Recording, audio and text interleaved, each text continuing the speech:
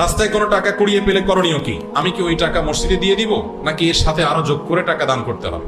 আমাদের দেশে অনেক মাসআলা আগের যুগের মুরব্বীরা বানাইছে, সৎ উদ্দেশ্যে অসৎ কাজ করছেন, সৎ উদ্দেশ্যে অসৎ কাজ করছেন, নেক উদ্দেশ্যে জাল হাদিস বানাইছে।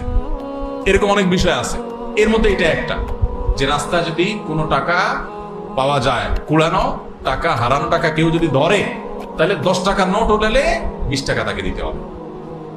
এটা একটা জাল হাদিস। এই জাল হাদিস যারা বানাইছেন তাদের একটা নেক নিয়ত ছিল। কি নিয়ত সেটা? যাতে করে মানুষ যেমনি সেমনি টাকা ধরার সাহস না করে, যে ধরলে কিন্তু আমার 20 টাকা দেওয়া লাগবে, বাবা তার চাইতে না ধরি, যার টাকা সেই পাক।